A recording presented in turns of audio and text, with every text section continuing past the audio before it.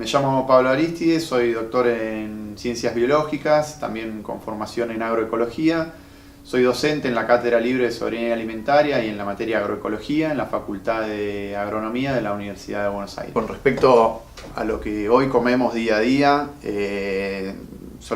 nuestra preocupación está centrada básicamente en general en ir a algún almacén, a algún supermercado generalmente, y pensar en lo que tenemos que comprar.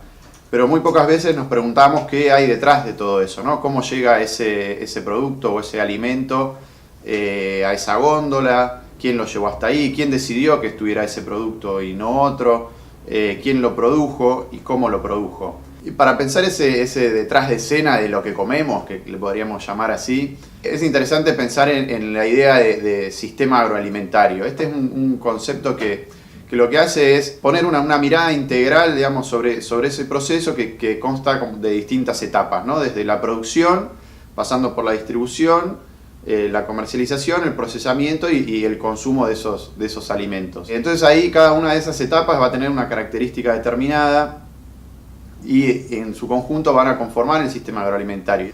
Por poner un ejemplo bastante cercano, digamos, y algo que comemos todos los días, puede ser, digamos, alguna hortaliza. Nosotros tenemos que pensar que esa producción de hortalizas se hace, por ejemplo, si estamos en las grandes ciudades, por ejemplo en Buenos Aires, en La Plata, en Córdoba, que tienen cinturones hortícolas periurbanos bastante importantes. Allí hay pequeños productores generalmente que producen las hortalizas, desde, por ejemplo, lechuga, tomate, papa, cebolla, etcétera. En ese sistema, digamos, familiar, generalmente trabaja toda la familia, incluso varias familias, digamos, en un mismo predio de 1 o 2 hectáreas. Esa producción es comercializada a través de, los productores lo llaman a culata de camión, que significa que vienen los intermediarios hasta las quintas y en función de lo que es el precio en el mercado, les dicen, bueno, te vamos a pagar tanto, esta producción que vos acabas de cosechar y que ya está en cajones y empaquetada y demás, vale tanto y te lo vamos a comprar a ese precio. El productor ahí no tiene ninguna posibilidad de discutir básicamente ese precio y ya sea que paga los costos de producción o no, él tiene que vendérselo a ese precio. O sea que en esa instancia se genera una relación de dependencia, digamos, del productor con respecto al intermediario, que lo pone en condiciones desventajosas. Después ese intermediario lleva por lo general la producción hacia un mercado concentrador, ahí donde se mueve, digamos, la producción a una escala mayorista, y después son otra serie de intermediarios que llevan esa producción o a las verdulerías en general de nuestros barrios o a los supermercados. Toda esa etapa, digamos, como les estoy mencionando, desde la producción hasta la comercialización, hay una serie de intermediarios que van encareciendo, digamos, el producto hasta llegar a nuestras mesas. Hay estudios recientes que se van haciendo mes a mes que dicen que en promedio el valor que se le paga al productor con respecto al valor que nosotros como consumidores pagamos en una verdulería, por ejemplo, se multiplica por 5 veces. Entonces el productor recibe un precio muy bajo por lo que produce y los consumidores pagamos altos precios por nuestros alimentos y los que ganan, digamos, son todos los intermediarios que muchas veces, digamos, van especulando con una serie de factores para ir aumentando el precio, digamos, muy por encima de lo que son los costos de producción y de logística, digamos, de transporte y demás. Hoy en día hay cerca de 1.000 millones de personas que están malnutridas y otro 1.000 millones de personas que padecen, digamos, obesidad. Claramente, hoy por hoy, la agricultura a gran escala, como decíamos anteriormente, no es la que provee los alimentos que consumimos día a día, sino que es la agricultura familiar.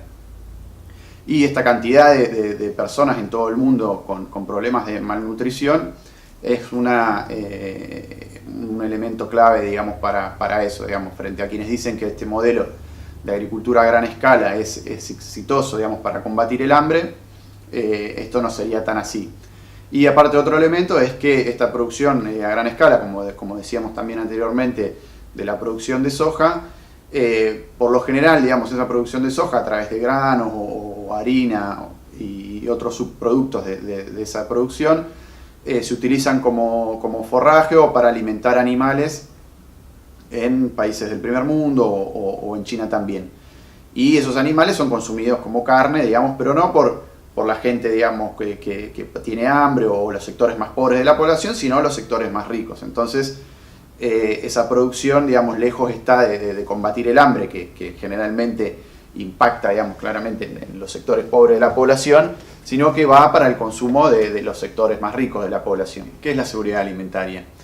La seguridad alimentaria se define en términos generales como los estados tienen que garantizar, digamos, el acceso a los alimentos en cantidad y en calidad a la población. Y después hay otro concepto parecido, pero que no es lo mismo, que es el de soberanía alimentaria. El concepto de soberanía alimentaria, en este caso, es una propuesta, un concepto que fue desarrollado por movimientos sociales y por organizaciones campesinas a nivel global a mediados de la década del 90, y no tiene tanto que ver con, como es en el caso de la seguridad alimentaria, con garantizar el acceso por parte de los estados a los alimentos, a la población, sino con el derecho de los pueblos a definir sus propias políticas alimentarias, a decidir la forma en que se producen,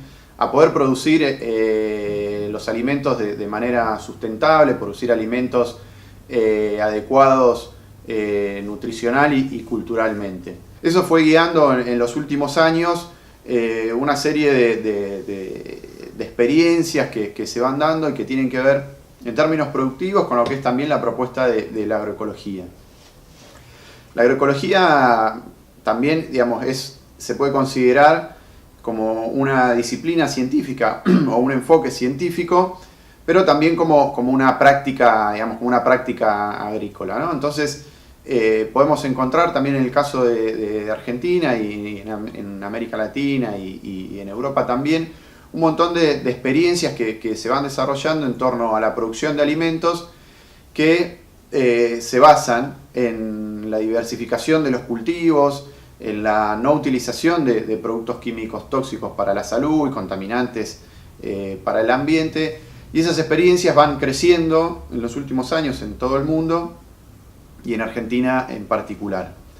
En el caso de Córdoba, las experiencias en agroecología también son numerosas y van tomando cada vez más fuerza, y podemos encontrar tanto productores agroecológicos como a nivel de las universidades y demás, una serie de iniciativas que van también dándole forma a esta propuesta de la agroecología vinculada a la soberanía alimentaria. Por ejemplo, en las universidades podemos encontrar cátedras libres de agroecología y soberanía alimentaria, podemos encontrar también ferias agroecológicas donde la población puede encontrar alimentos producidos sin agroquímicos. Una feria, por ejemplo, en la Universidad Nacional de Córdoba, hay una feria agroecológica donde podemos comprar directamente a los productores, conocer a los productores, conversar con ellos, saber cómo producen, quién produce. Cuando hablamos de alternativas frente a un modelo de producción, distribución y consumo, o sea, un sistema agroalimentario en el cual está dominado, digamos, por grandes empresas que deciden básicamente qué es lo que comemos, porque deciden qué es lo que encontramos en los mercados básicamente que frecuentamos. También encontramos, bueno, estas alternativas donde podemos conocer un poco más cómo es que se produce, quién lo produce. Podemos eliminar toda la cadena de intermediarios que les mencionaba al principio, entonces los productos se abaratan y también podemos acceder a productos de mejor calidad.